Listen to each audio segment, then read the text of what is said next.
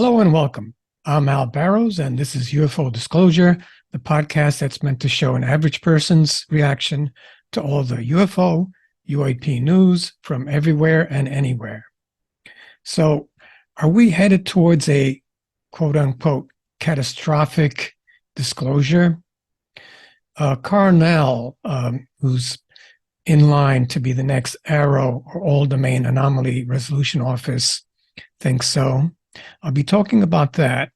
I'll also be talking about some news in the social media that leaked out about the CIA having its own private Air Force and a program to back engineer retrieved UFOs.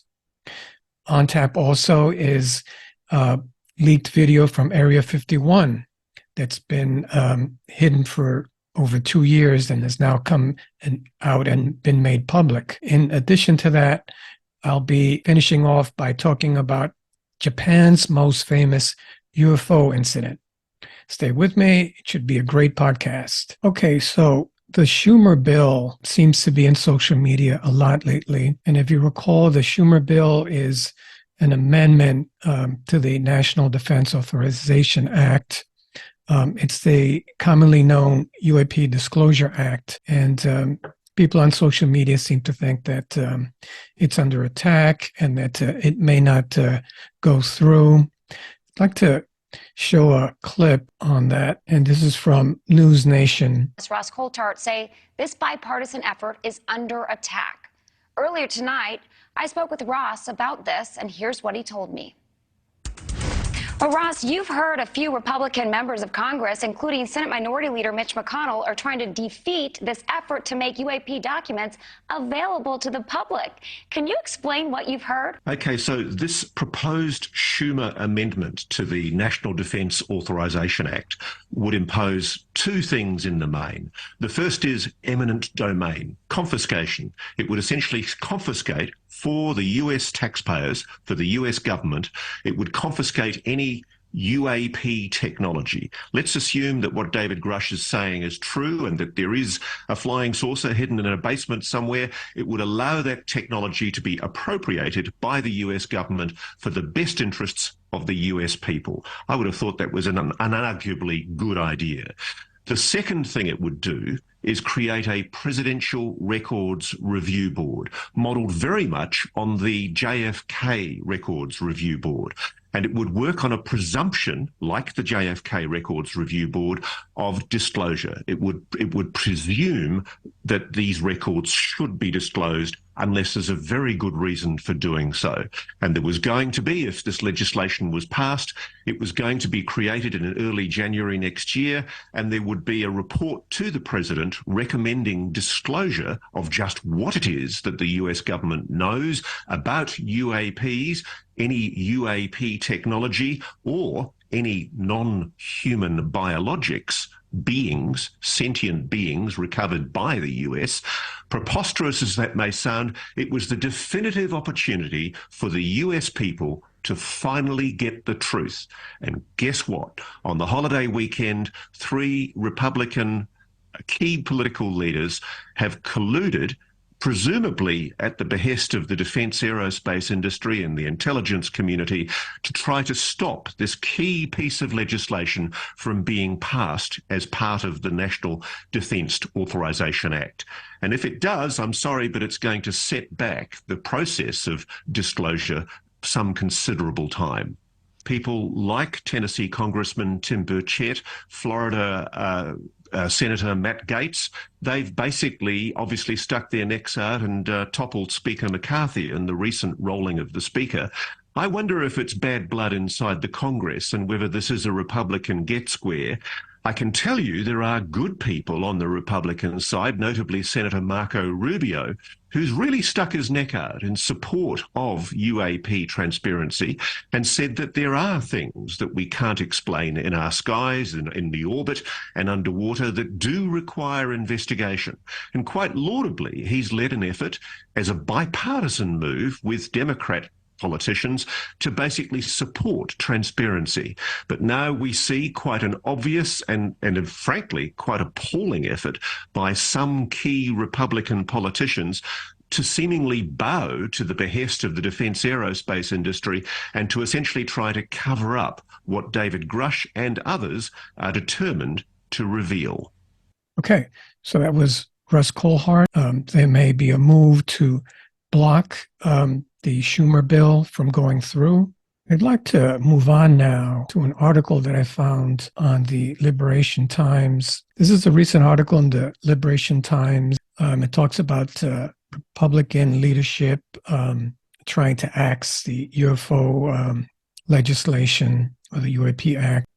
And it's written by Christopher Sharp, and says that the Liberation Times has learned this week that two influential Republicans, namely Representative Mike Rogers, chair of the House Armed Services Committee, and Representative Mike Turner, chair of the House Permanent Select Committee on Intelligence, the two Mikes, in other words, they have escalated their efforts to eliminate the UAP Disclosure Act from the National Defense Authorization Act, or the NDAA. These two representatives have successfully garnered support from Senate Minority Leader Mitch McConnell and the new Speaker of the House, Representative Mike Johnson, who are now backing their endeavors to either remove or significantly weaken the UAP Disclosure Act.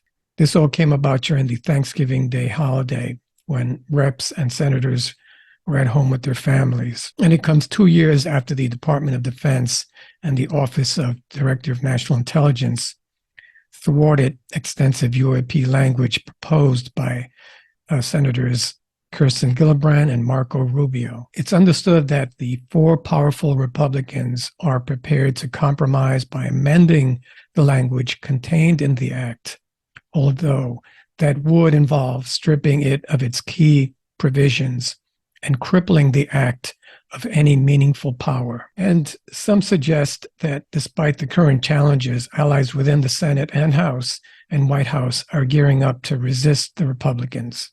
It's also worth noting that despite the opposition from Republican leadership, numerous figures within the party, such as the Senate Intelligence Committee, Vice Chair Senator Marco Rubio, reps like Anna Paulina Luna and Tim Burchett in House Select Committee, and the Chinese Communist Party chairman, Rep. Mike Gallagher, are likely to counter any attempts to exclude or soften the UAP language. Additionally, Liberation Times sources indicate that the President Biden's National Security Advisor, Jake Sullivan, and Senior Presidential Advisor on Clean Energy Innovation, John Podesta, could lead White House efforts to resist leadership's attempts against the UAP Disclosure Act. All right. Okay, so the Liberation Times has learned of widespread concerns surrounding the eminent domain language. The eminent domain language. That means Congress would take hold of these reverse engineered materials or retrieved craft that are being held by these secret black projects. There is concern over the eminent domain language posing a risk of aerospace companies losing invaluable materials. It is understood that an alternative mechanism is being proposed to replace this language, allowing the release of materials without necessitating companies to relinquish custody. Okay, I don't know how they would release the materials without relinquishing custody. So the Senate and the House return from recess next week, and the return of politicians provides UAP advocates with increased opportunities to shape NDAA negotiations before the legislation is ultimately finalized. After that, President Biden will have the authority to either sign it into law or exercise his veto power. Okay, so I'd like to move on. That's a bit of the detail is going on, how complicated things can get when it comes to these negotiations. So overall, I just wanted to show a bit of what's going on social media. There seems to be a bit of a panic over the Schumer bill, the UAP Disclosure Act, and possibility that there's some pushback, language is being watered down, and there's an overall concern that it may not actually come about. And Dr. Stephen Greer, of course, is also concerned in his organization. He's saying here, sent out this email, an urgent email saying that the UAP Disclosure Act is in jeopardy. He's putting out a call to action saying that we need to put pressure on our elected officials to pass this bipartisan bill as written to allow for complete transparency on the UAP UFO issue and allow Congress subpoena power and to exercise eminent domain and to extract documents and physical evidence that is being kept secret from the American. Please go ahead and help. We sure can push Congress to do this, and I'm sure they need all the help that they can get. Help with the push to get more transparency with this UAP Disclosure Act. I'd like to move on and talk about something else that's in the news lately this past week a lot, about the CIA being exposed as having had a secret organization that retrieved crashed UFOs. This is from the Daily Mail, and it was published Wednesday, November the 29th, 2023. It's by Josh Roswell and Chris Sharp and Matt Ford. And this is from the dailymail.com. And it's an exclusive. And the headline reads, CIA's secret office has conducted UFO retrieval missions on at least nine crashed sites around the world, whistleblowers reveal. The Office of Global Access, or OGA, a wing of the CIA, has played a central role in collecting alien spacecraft since 2003, sources told the dailymail.com. And at least 9 non-human craft have been recovered by the U.S. government, some wrecked from a crash and 2 completely intact. The CIA has a system in place that can discern UFOs while they still are cloaked, and special military units are sent to salvage the wreckage, sources said. A secretive CIA office has been coordinating the retrieval of crashed UFOs around the world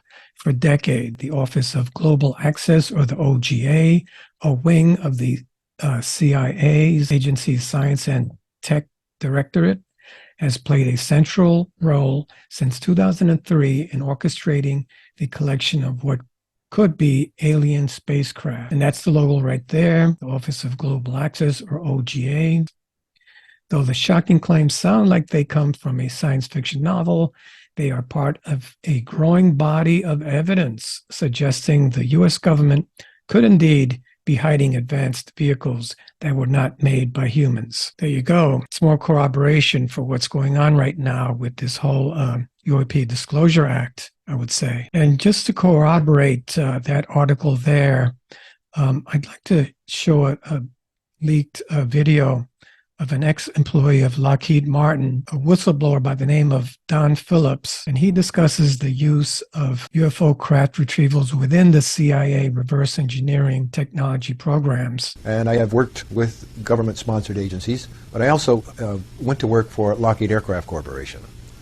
My studies had to do with the design, engineering, mechanical, electrical, and aeronautics.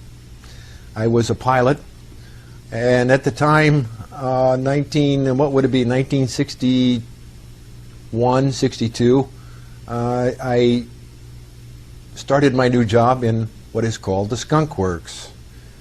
Our projects were, of course, a contract special aircraft, flying aircraft, for the government, the United States government, and other agencies of the government, of course, supplied pilots. The projects that I worked on were ongoing, and when I left the employment of the Skunk Works to go into the military, I felt that this is something I wanted to come back to after serving my country.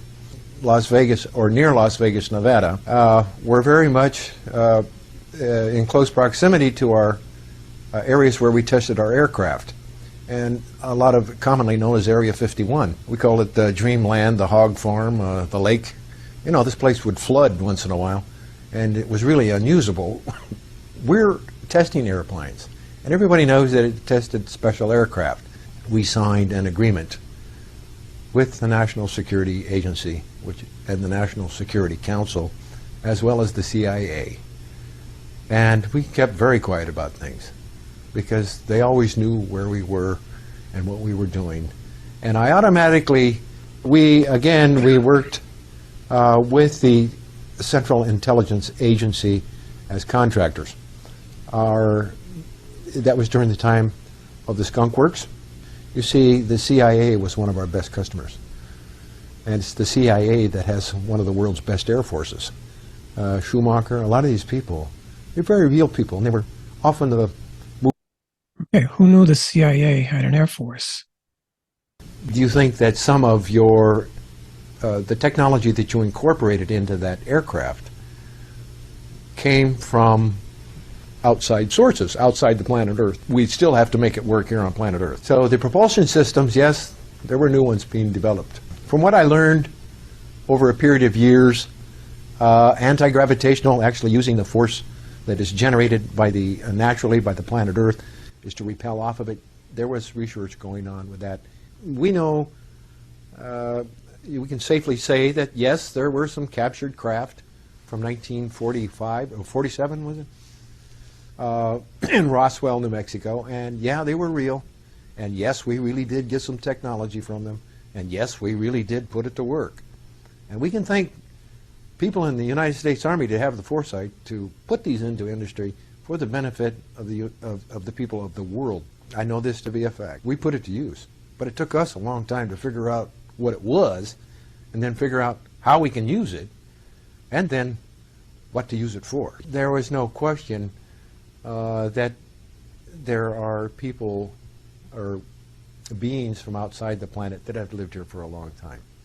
And it isn't just something new that's been happening in the last couple of years.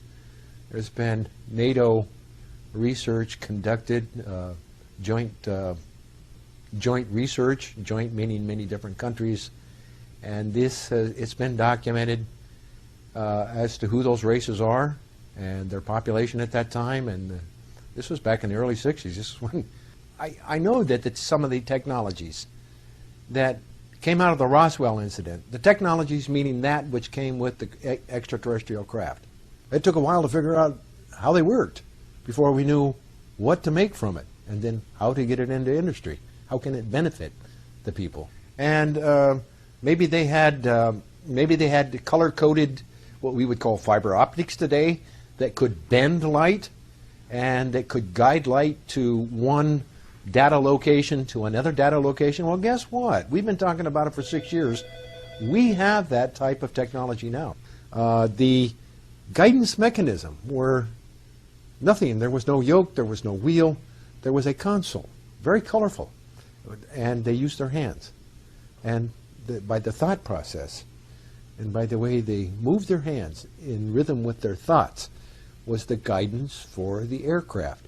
But we also have, where I live, my neighborhood, I find out that we have prominent research people that are working on what we called in the Foxbat, the movie Foxbat, where they had the helmet that says, oh, you think in this language and you think this and you guide it with your eyes that way and you fire it with your thought process and fire your armament from the aircraft. That's very real. It wasn't perfected to the point that the movie made it perfected, but my gosh, since that time I think they have come pretty close. I'd like to add too that I feel that I'm not positive, but I think some of this technology came from crafts of other crashes. Okay, not just, there's a lot made of Roswell. Okay, so that was Don Phillips, a whistleblower from Lockheed Martin, and my reaction to that is he's pretty much corroborating what Grusch has been saying. Luis Elizondo has been saying the same thing. Dr. Greer has been saying what he just said for years and years. And he pretty much corroborated the late Lieutenant Philip Corso, who wrote the book The Day After Roswell. And in that book, he said that we, decades now, have been back engineering technology from crashed UFOs or UAPs and inserting that into our technology in our war machine. I think that's really awesome testimony that Don Phillips is giving there, and I think it's really encouraging for those that are pushing for transparency now. There's some real evidence being given there by Don Phillips. I'd like to move on now and show a video clip of Russ Allhart on News Nation being interviewed, and his commentary on the CIA back engineering UFOs. We've seen here on News Nation. So pick up, Ross, if you can, from where Brian left off and what you think about this specific report about the CIA office. Okay, so the Office of, firstly, g'day, Connell. The Office of Global Access is the office, I'm told, where this is all happening. You've got to have an office to coordinate the retrieval of these craft, and I know a lot of people out there still think this is all science fiction, but since we did the Grusch interview a few months ago, I've just got more solid with intelligence sources who are telling me that the entire operation is and has long been run out of the CIA, and the OGA, the Office of Global Access, is where it's happening. The only issue that I take issue with in the Daily Mail report is that it's not just 9 craft. I'm told that the United States is in possession of far more than 9 craft, not all of them intact. And whilst this might all sound incredible, what I can also reveal is that, yes, there are JSOC operators, Special Operations Command operators, mainly recruited from the US Air Force Special Forces, who are involved in these retrieval teams. And it's a very active and ongoing operation. Let me ask you one specific question about the term non-human. So UFO would be unidentified flying object, right? So these are supposedly operated by quote-unquote non-humans. How do we know that? Because we have recovered, and again, this is on the basis of what I'm being told by multiple sources in the intelligence community, very senior sources who know what they're talking about.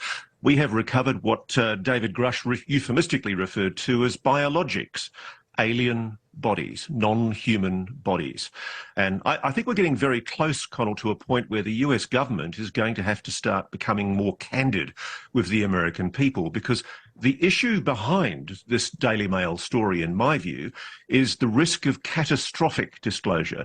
The risk that if the government isn't more open with the people, if the Congress continues to allow this story to be suppressed by sections of the defence aerospace community that, frankly, I do think are quite legitimately protecting or trying to protect what might be their intellectual property, i.e. these recovered craft that the US government has entrusted them to try and reverse engineer.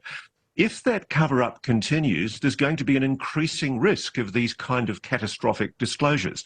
And I think it's incumbent on the president and members of the executive to start thinking seriously, because I know that there are people in the intelligence community who are very frustrated that knowledge of technologies, of other life forms, intelligent life forms, are being improperly withheld from the knowledge of the Congress and the American people. So you think they know this for a fact, that it's not, that, in other words, that they're actually hiding something explicitly, that they have the evidence. You're convinced of that from the work you've done? It's not just convinced. I am absolutely certain. You can take it to the bank. Too many very senior intelligence and defence sources have said this to me now. The only issue really is for people to start thinking rationally about the implications of why 4 senior Republican politicians are trying to oppose legislation which would force the disclosure of something that consistently the Pentagon is trying to give the American people the impression doesn't exist. Why is it, if there is nothing to hide, why is it, if there is no evidence, no credible evidence of a non-human intelligence, why are very senior Republican politicians now changing the tune from what was a bipartisan effort to try to amend sections of the so-called Schumer UAP Disclosure Act, which would allow revelations to be made to the American people about what the government really does know about UAPs. Aren't you open to some other explanation, for example, that there could be a foreign military, for example, that's using classified, or that, you know, our government has found out about the actions of a foreign military, but those actions are classified and there's some reason it can't be disclosed? And aren't there other explanations besides non-human life? There are. No, there are, sir, and obviously the subject of the possibility that this is foreign adversary technology has been canvassed with senior people, and in fact defence officials. This has largely escaped the scrutiny of legacy media, which is ignoring this story. As you quite rightly point out, News Nation has perhaps solely among networks run with this issue. The simple fact is that the government has made it very clear in statements to the Pentagon and in evidence that this is not known rival foreign adversary technology. It's not China, it's not Russia, it's something else. And this is the implication of what we're dealing with. And that's why there has been, until very recently, a bipartisan effort in the Congress, a laudable bipartisan effort, which is quite rare in the Congress these days, Right. to see a move for UAP disclosure. And that was pushed by the Senate Majority Leader Chuck Schumer and supported by Republicans such as Senator Marco Rubio. And now, for essentially, I suspect, reasons of expedience to do with heavy-duty funding from the defence aerospace lobby, key Republicans are now moving to try and block sections of the Schumer legislation, notably the eminent domain section that would allow confiscation of any NHI technology. And Connell, you have to ask yourself, if this is all nonsense, why would somebody of the incredible reputation and seniority of Chuck Schumer and Marco Rubio, why would they associate themselves with legislation that specifically talks over 20 times about NHI, non-human intelligence technology? Congress knows something from private hearings. It's aware of evidence, not just from David Grusch, but from multiple witnesses, and it's determined to get to the truth, even if certain politicians try to frustrate efforts to give the public the information it deserves. Okay, so that was Ross Colhart commentating on the news lately that has leaked about the CIA reverse engineering UFOs. He also touched on the block towards the Schumer bill, and he made a lot of good points. Why, if there is nothing to it, if there really aren't any reversed or downed UFOs, why is there a push by Mike Turner and Mike Rogers, the two reps that are currently trying to block UAP Disclosure Act from going through? Specifically, they're trying to block or water down the language on the eminent domain area. And eminent domain just means that once the UAP Amendment Disclosure Act is pushed through, Congress would be able to take hold or possession of whatever craft or UAP materials or data that these nefarious companies have been holding. I think that my reaction to that is that it makes a lot of sense. Why would people like Marco Rubio, Tim Burchett put their careers online, sign their name to documents that have NHI on it over 20 times? And NHI, of course, means non-human intelligences. Why is this Republican faction so concerned? And it just so happens that Mike Turner and Mike Rogers, they're associated with companies like Raytheon and Lockheed Martin and the military. So it stands to reason that they wouldn't want all this information taken away when the military is probably back engineering it and using it for their war machine. I'd like to move on now and talk about another information by an ex-employee of the Area 51. Now, this is a former defense contractor that ran Area 51, and he claimed knowledge of recovered quote-unquote flying saucer and living being. And this is all going on as Congress looks to uncover details of alleged illegal UFO programs. And I got this from the Liberation Times. This article that I'm quoting from is written by Christopher Sharp, and it came out February the 28th. And it says that Alfred O'Donnell, a senior manager of EG&G, the defense contractor that managed Area 51, so EG&G is the defense contractor that managed Area 51, claimed that, quote, they did have a flying saucer that had been recovered from New Mexico, end quote, and a, quote, living being, end quote. According to investigative journalist George Knapp, who interviewed him on numerous occasions. According to Knapp, O'Donnell, when speaking about the being, told him, we didn't know what it was. To tell you the truth, we couldn't communicate with it. In the beginning, we didn't know what it was, and we didn't know where it came from, and we didn't know what to do with it. Knapp added that O'Donnell compared the being's appearance, to get this, to former presidential nominee Ross Perot. Okay, that's a little unusual. So if you recall, Ross Perot was a smallish gentleman, very powerful though, a very rich person, but he was kind of small in stature. So O'Donnell's describing him to look like Ross Perot, a small man, not like the classic gray-looking alien. I'd like to play another leaked audio from an ex-worker at Area 51, also worked at Area 51. And this person sounds very credible. There's no visual on this. It's just audio. And this post is from RAEFOS NET, Rafos Network. And this was posted by Rafos Network. And if you listen to the audio, it's very believable. And within the audio, the person claims that they were an ex-employee and that this employee was on their way to retire from having worked at Area 51 for a number of years and did not want this audio released for at least 2 years after they had left. So if you count back, this is 23. So they must have retired at about 2021, say. Okay, so I'm going to play this. This is an ex-employee of Area 51. There's a lot of secrets that he tells here.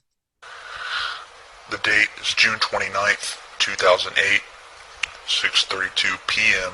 Okay, 2008. I'm creating this message to let the people of the world, or whoever happens to hear this, know the truth about what is going on with regards to the alien presence in our world, as well as interstellar space and within our own solar system. I myself am a worker in one of the underground bases located near Groom Lake. I have done my work there for the past 8 years, and within the next coming months will be discharged. Now, what I'm going to tell you, you may want to take with a grain of salt, but I assure you, everything that I am about to say is truth, is fact, and whether you know it or believe it or not, everything that I will tell you is common knowledge within the Black Ops community at the most highest and secretive levels. Now, as I said, I've worked inside an underground base near Groom Lake for the past 8 years, and have done my work there as a researcher and analyst, working within the realm of the ET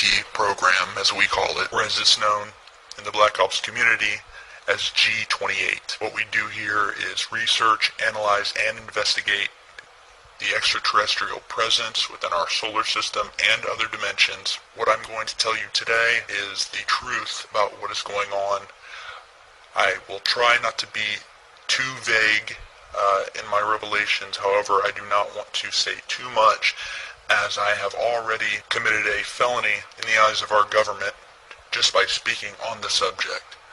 And I will be leaving soon after my discharge, and I have asked the owner of this video to which I'm sending not to publicize this video for at least 2 years after its recording, to ensure my safety as well as theirs.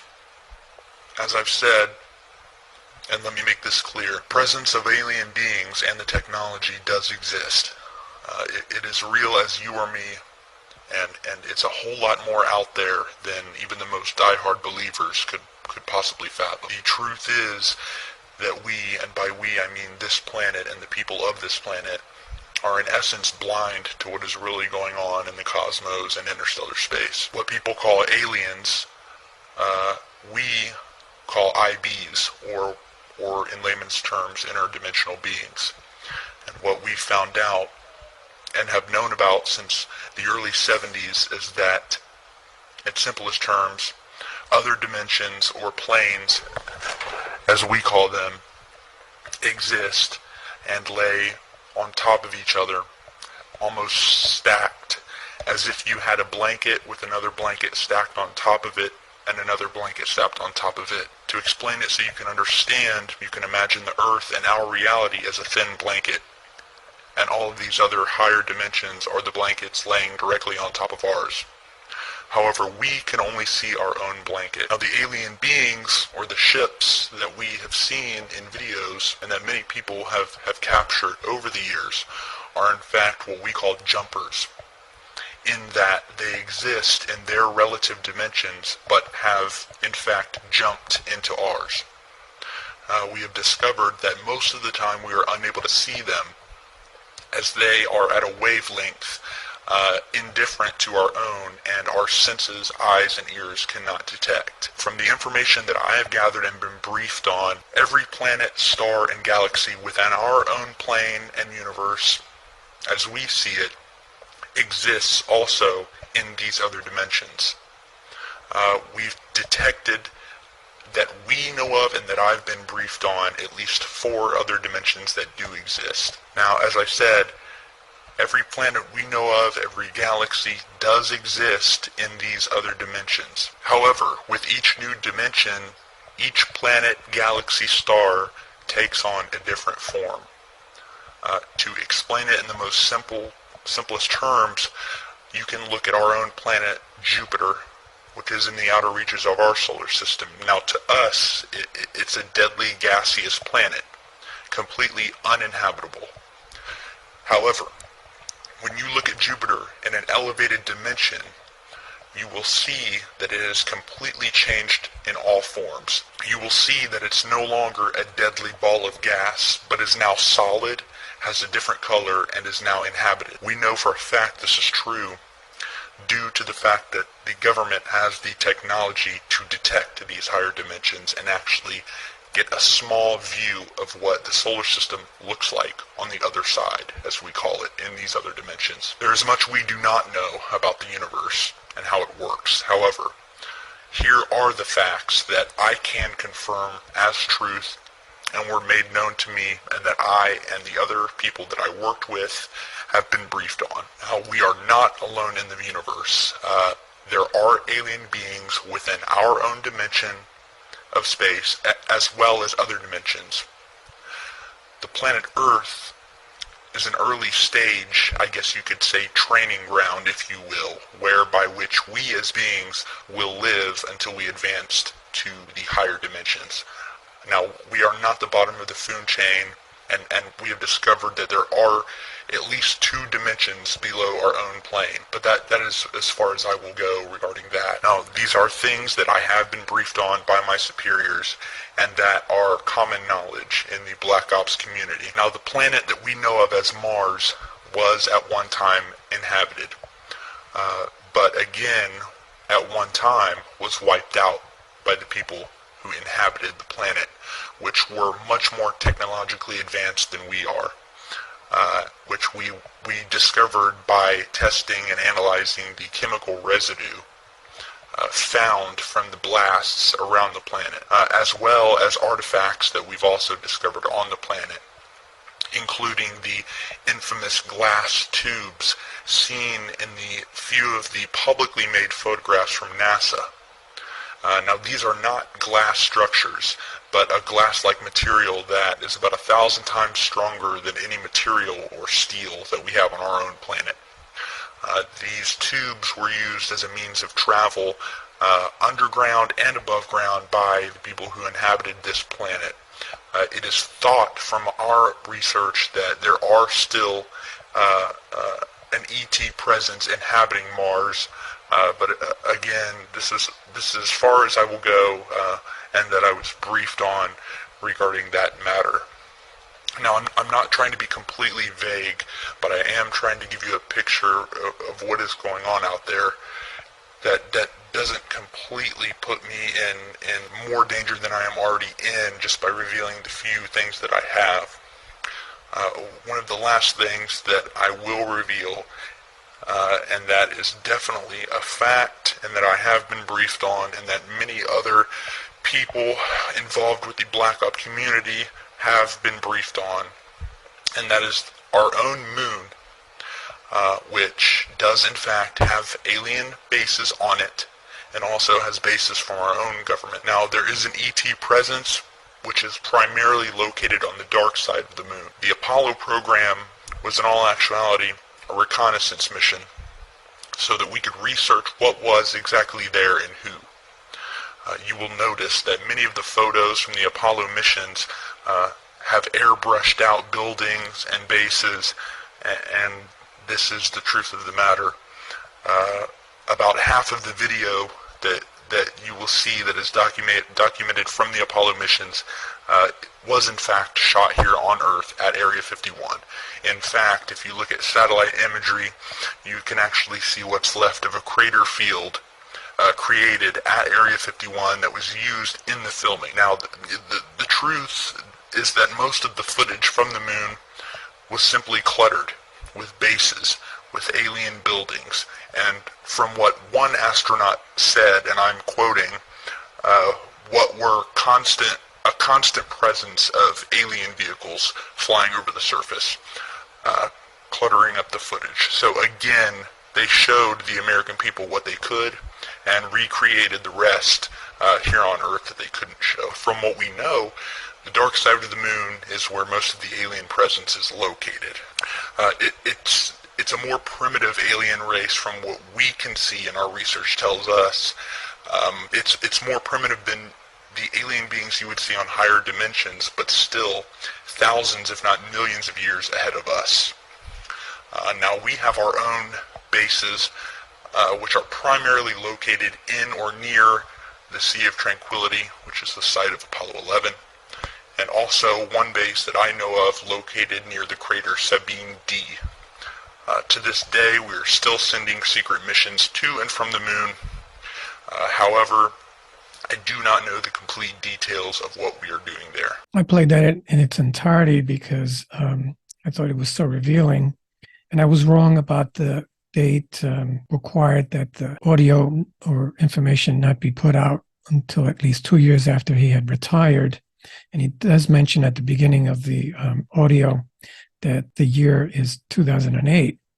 So this audio is 15 years old, but I still think it's very pertinent. And in addition to O'Donnell, who was the contractor in charge of Area 51 that said that they had craft and an alien that looked like Ross Perot at Area 51, this is further corroboration that there are nefarious underground bases at Area 51. And even though this information is 15 years old, can you imagine what's gone on in the past 15 years? I mean, it's high time that the government has more transparency.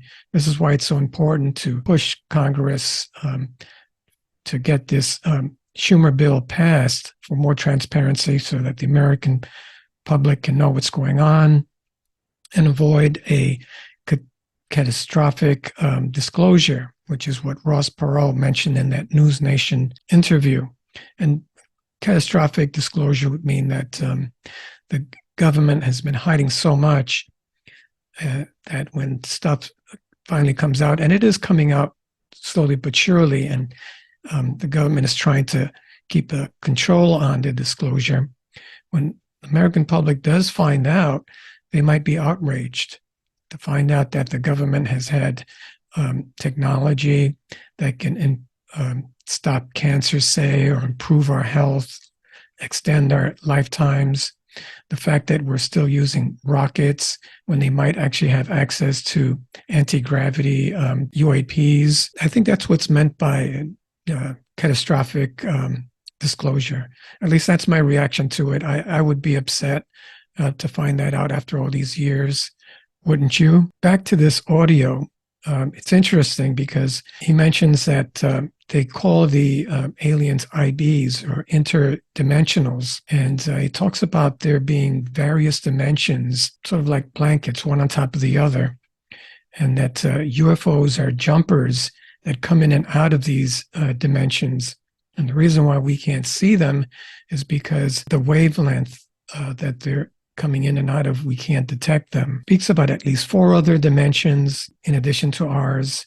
And he talks about Jupiter, how we think that it's a dead world, but his words are that if you see it in an elevated dimension, you no longer see it as a ball of gas, and you actually can see that it's inhabited. Found that very interesting.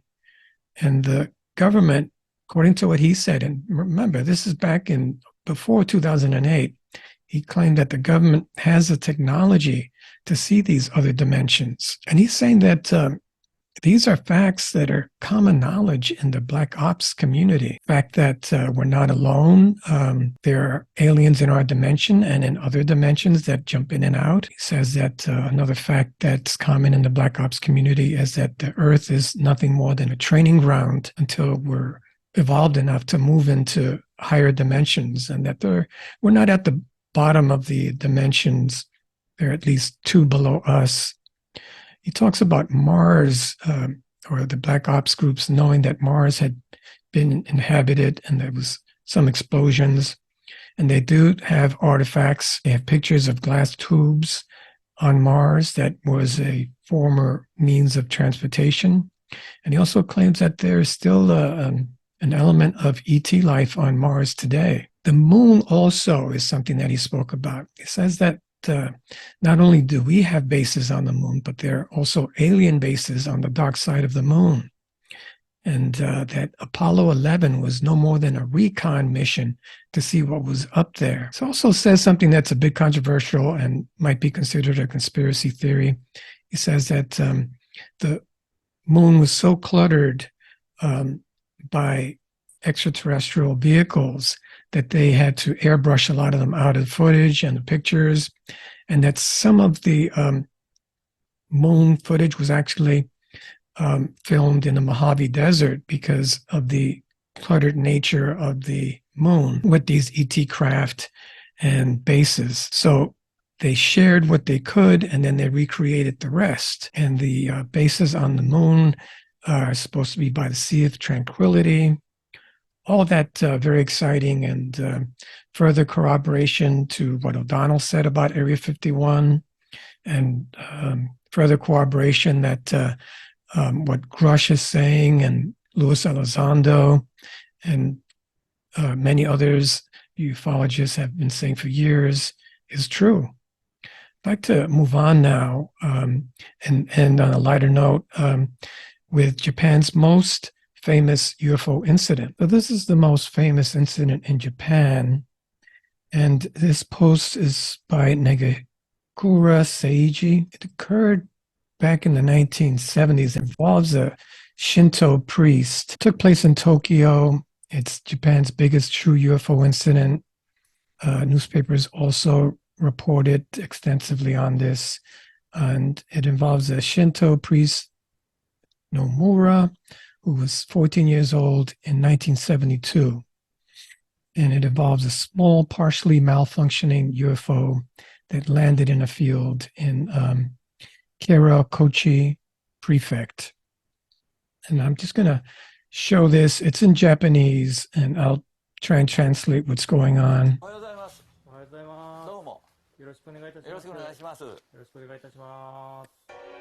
Okay, so he's talking about when he was 14 years old, he found this small orb in a field. It was glowing, it was moving around, frightened the heck out of him and his friends. Went away, and he got a camera and took a picture of it. Resolution is not very good, and the picture is going to be shown here. And you can see it here. He obviously didn't take a great shot of it, and it was laying down on the ground. But that's the actual photograph. And that's it there after it was downed. And he came back a few days later, and he was still there. Picked it up, he brought it home. And he's talking about the different features of it, how he tried to open it and he couldn't. Had an opening at the top. Could see some electronics on the inside. There's some odd writing on the side as well. And he would put it down and it would hover. Very hard material. Couldn't break into it. There were holes at the bottom of it, and its diameter was small. He put it in a backpack, and he started traveling with it, and the actual backpack lifted his arm. He was actually activated, and I guess the actual orb tried to fly away. Orb itself eventually disappeared. He had left it at his home one day, and he came back, and it was no longer there. But this is not the only incident where a small orb or spaceship, UAP, if you will, was seen in Japan. There were a couple of other incidents in the 1970s as well. And not to mention the ones that we've had here and in other countries as well as the United States and Japan. And I know I've spoken about this before in my podcast, but orbs are being seen more and more lately all over the place. This is smoking gun footage posted by Raefos Network. It's smoking gun footage recorded by Department of Defense contractor Rick Ybarra above San Diego in September the 10th of 2014. It's the clearest footage of the metallic appearing spherical orb or anomalous aerial vehicles, AAV. These are seen all over the place. Does not look like a balloon to me. That's my opinion. Looks metallic. Now, I've shown this before, and I put this out there so that for those that can see this, so that you won't be confused, because this was posted by Dr. Disclosure, by the way. It was put out just when Arrow was announcing that it was saying that the most common seen UAP is an orb. So it's an interesting drone concept with a 360-degree camera that looks like a magical floating orb from a sci-fi movie, but it doesn't look like what we've been looking at. See how it has those air vents there? Okay, so this is what I was talking about. Dr. Sean Kirkpatrick, when he was an effective director, put this out on the Arrow website, the All Domain Anomalous Resolution Office, a month or so ago, a month or two. And this is what the All Domain Anomalous Resolution Office is claiming is the most common UFO or UAP that they encounter. And it, as you can see, is spherical in shape. It's an orb. And let's not forget my coverage of Patrick Jackson, who happens to be an Irish expert that believes that UFOs are part of a global defense network. And he's been covering these orbs for over 20 years. He's been studying the UFOs for more than 20 years. And he's said that he believed the unexplained metallic orbs are part of a system that has defended Earth from external threats for possibly thousands of years. And this is what he looks like. And this is his book where he details that defense system with the metallic orbs. Name of the book is Quantum Paranormal, Patrick Jackson. Okay, so that all of you are up to date. And since we've been talking about the UAP Disclosure Act, I just thought I'd show this graphic again that I've shown before. It's the government's 300-day plan to announce aliens. Once the Disclosure Act or the Schumer bill is passed, the president has 90 days to choose 9 people for a review board. Number 2, the government hands over all UAP records to the review board in 300 days. They have 300 days to do this. And number 3, the review board has 180 days to investigate each case.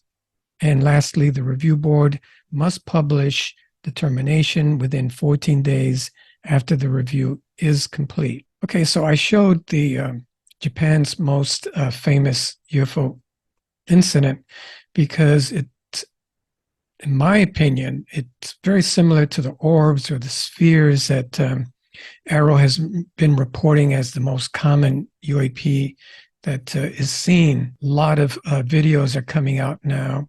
There's Patrick Jackson as well that has been covering these orbs for over 20 years. I think there's a lot of evidence out there that UAPs do exist. The CIA reverse engineering being leaked when it has been, O'Donnell's testimony, and then that leaked audio from back in 2008 about the underground bases at Area 51.